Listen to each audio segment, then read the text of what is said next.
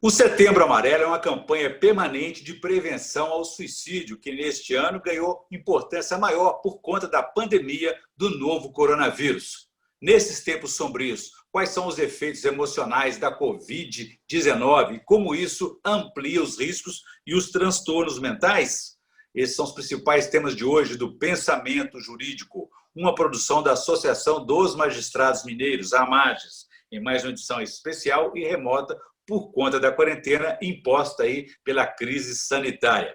O nosso entrevistado de hoje é o médico psiquiatra Otávio Maia Saliba, que é do Programa de Prevenção à Saúde, Amor à Vida, da AMAGES Saúde, e também ele é fellow da Sociedade Internacional Norte-Americana de Psiquiatria. Doutor Saliba, obrigado por nos atender nessas condições e conceder essa entrevista. É um prazer recebê-lo aqui. Muito obrigado, Orion, ao convite. Agradeço a AMAGES para falar de um tema tão atual e tão importante. É um prazer.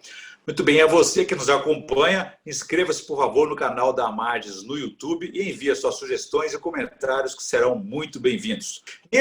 Mesmo antes da pandemia, doutor Saliba, o Brasil já era considerado aí, pela Organização Mundial da Saúde, um país campeão em ansiedade, né? Por que isso?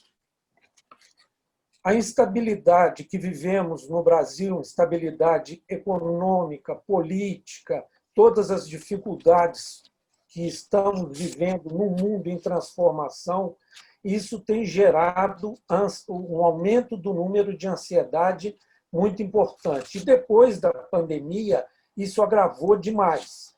No dia 13 de março de 2020, o presidente Trump declarou nos Estados Unidos que a pandemia do Covid-19 era uma emergência nacional. A partir daí, o número de procura por informações referentes à ansiedade, ao pânico, à crise de pânico, disparou no Google. O pico foi no dia 28 de março, confirmando imediatamente o efeito colateral psicológico da pandemia nas pessoas. E como o senhor falou aí há pouco das medidas adotadas, né, por exemplo, o isolamento social, com ele houve aí aumento de doenças mentais, como depressão, ansiedade, angústia e até o suicídio, a tentativa, né, durante essa pandemia, não é isso? Entre 24 e 30 de junho de 2020, foi feita uma pesquisa nos Estados Unidos com 5.470 pessoas. E os dados foram alarmantes, especialmente com relação aos jovens de 18 a 24 anos. 40,9% dos entrevistados relataram pelo menos um dos sintomas, ou de ansiedade ou de depressão. Nos jovens entre 18 e 24 anos, 75% responderam positivamente. 13,13% relatou o início ou o aumento do uso de álcool ou droga para lidar com a pandemia. Nos jovens, a resposta, a percentagem foi de 26,3% dos entrevistados. Doutor Saliba, eu sei que o senhor tem 46 anos de medicina, é um especialista e gosta muito de história também, né? Na humanidade, na história da humanidade como um todo, já tinha acontecido uma situação tão atípica como essa de hoje? Olha, nós tivemos a gripe espanhola em 1918, que já foi relatada por Menninger como causadora de um intenso impacto emocional, pela separação das pessoas queridas, pelas mortes.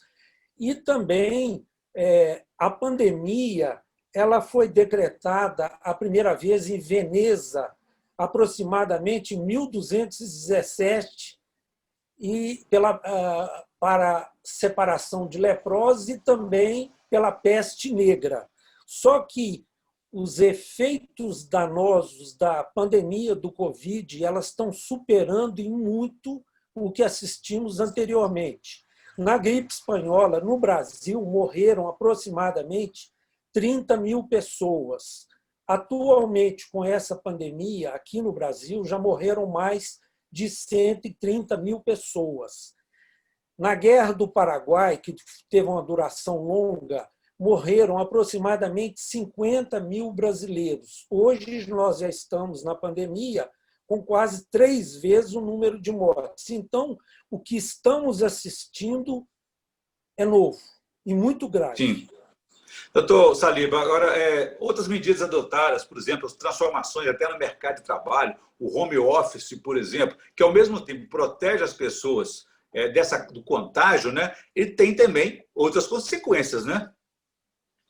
Bom, a primeira coisa que aconteceu com a pandemia foi um agravamento enorme da crise econômica, um desemprego brutal, várias empresas fechando, e muitas pessoas ficaram alijadas do mercado de trabalho. Aqueles que puderam trabalhar remotamente tiveram um ganho, e eu acho que esse trabalho remoto ele vai mudar um pouco a sistemática de tratamento, porque, especialmente na medicina, a telemedicina está facilitando muito a ajuda às pessoas. Eu tenho feito atendimentos virtuais em casos gravíssimos que você é capaz de resolver rapidamente uma crise que seria impossível da pessoa se deslocar até pelas medidas adotadas. Então, eu acho que tem um lado negativo, mas também isso vai deixar um legado. Porque, na verdade, é o seguinte, as pessoas ficam nesse cenário de tanta incerteza, muita gente evita, até para complicar mais a situação, evita procurar tratar-se, por exemplo, de outras doenças. E tem aqueles casos de pessoas que, a qualquer sinal, qualquer sintoma, correm por atrás de um médico, um atendimento médico, às vezes até desnecessário, né?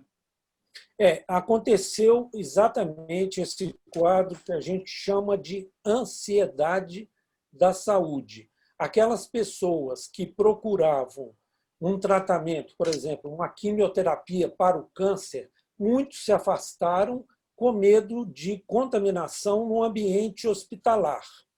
E isso atrapalhou muito tratamentos, especialmente aqueles crônicos, que não podem ser interrompidos. E, por outro lado, outras pessoas entraram num processo de ansiedade e, a todo momento, procuraram atendimento médico. E outra questão é que sintomas simples e banais, que antigamente passavam como uma simples resfriado, uma coriza, uma tosse, sintomas sem gravidade, que antigamente não levavam à preocupação, hoje são um sinal de alerta, e muitas pessoas entram em quadros de ansiedade com medo de estarem com Covid e de morrer. Pois nesse campo aí da psiquiatria, doutor Saliba, como entender e identificar quando esses sentimentos deixam de ser algo, por exemplo, momentâneo, menos grave, e passam a ser considerados graves, precisando de um tratamento? Como identificar e entender essa situação? Geralmente, a gente consegue fazer uma avaliação pela intensidade dos sintomas, pela duração e pelo efeito no dia a dia, nas atividades do dia a dia. E isso nos dá uma pista até que ponto que aquele sintoma ou que aqueles sinais estão indicando que aquela pessoa precisa de um tratamento especializado. E nós temos vários sinais de alerta emocionais que estão muito frequentes, que eu posso enumerar para você, especialmente agora na pandemia. Doutor Saliba, por exemplo, em casa, antes de chegar a uma consulta remota, por exemplo, quais são os sinais, esses alertas vermelhos que o senhor falou aí, que as pessoas têm que ficar atentas para identificar e buscar essa ajuda, não é isso? Um sintoma muito frequente hoje é da insônia. A quantidade de pessoas que têm solicitado o uso de algum indutor do sono aumentou demais. Então, insônia, pesadelos e outra questão também, os jovens estão alterando o seu ritmo circadiano, trocando o dia pela noite. Isso está acontecendo com muita frequência, com prejuízo do estudo, das atividades escolares. Outra questão frequente, uma irritabilidade excessiva. Isso você pode facilmente detectar quando você sai no trânsito. As pessoas estão explosivas, por qualquer coisa tem uma reação intensa. Ansiedade é outro sinal. Pânico. Nessa crise, eu fiz o atendimento de muitas pessoas que apresentaram crises de pânico. Elas aumentaram. Outra questão também, alterações bruscas de humor. Você ficar instável emocionalmente, angústia, às vezes ficar muito inquieto, ou então permanecer todo o tempo em alerta, excessivamente preocupado com tudo. A mídia teve um efeito agravante nessa questão, porque, especialmente no começo, as pessoas ficavam ligadas todo o tempo na televisão, assistindo os horrores. E isso foi bom ou foi ruim? Eu acho que teve um efeito maléfico, porque a hiperexposição a essas informações aumentou muito o nível de ansiedade. Então, as informações são importantes, mas elas precisam de ser dosadas e serem objetivas. E também nós tivemos muitas fake news. Pois é, só fora dos meios de comunicação tradicionais que buscam informação para que as pessoas estão ansiosas, diante da incerteza. Agora, você imagina essa rede de fake news que, ao mesmo tempo, traz desinformação e agrava mais ainda o conhecimento dessa situação. Nesse cenário de informação excessiva, desinformação, fake news, tem a discussão da cloroquina, que é receitada e indicada via satélite para o país todo, muitas vezes sem comprovação científica. Só tem informações sobre o eventual efeito da cloroquina sendo aplicada no tratamento aí da Covid? Olha, a cloroquina ela não tem uma comprovação científica de eficácia, tanto que o FDA, que é o órgão regulador americano, ele não indica para o tratamento da Covid-19. E a cloroquina, além de efeitos também adversos cardíacos, ela também pode ter eventos adversos psiquiátricos. Isso é relatado. Então, é importante que todas essas medicações sejam prescritas com estrita indicação de um médico e também, geralmente, em situações especiais. Isso não pode ser propagado, que qualquer um use. A mesma coisa, corticoide. O corticoide pode induzir a uma insônia grave. Só deve ser usado por especialista em situações especiais. Ou seja, evitar a automedicação também nesses casos, né? Sim, a automedicação é terrível. E cada hora aparecia na mídia uma medicação, um vermífugo, um anticonvulsivante, todo mundo usando isso, inclusive em casos de contraindicação absoluta. Eu mesmo tive pacientes que me recorreram, uma senhora idosa, querendo tomar essas medicações, e tem uma contraindicação, ela tinha várias doenças graves, então isso não é para ser propagado como uma pílula mágica. A cloroquina, especialmente, tem efeitos colaterais muito sérios e ela não teve uma comprovação científica importante para justificar o uso, ainda mais indiscriminado. Eu gostaria que o senhor avaliasse para a gente a questão do suicídio, já que esse é o foco da campanha do Setembro Amarelo. Entre nós, parece um palavrão um pouco assustador, que é tratado como tabu. Isso é um equívoco da nossa cultura? Isso é um equívoco da nossa cultura, porque, na verdade, hoje isso é uma preocupação mundial com o aumento do suicídio, especialmente nos jovens. Os jovens, eles estão, especialmente com a pandemia, muito preocupados com o seu futuro, porque foram interrompidos os estudos, as perspectivas os trabalhos, as empresas não estão contratando. Então, se você associa o futuro a situações difíceis, negativas, reduz o otimismo, o suicídio passa a ser visto como um alívio. E é o que está acontecendo com os jovens.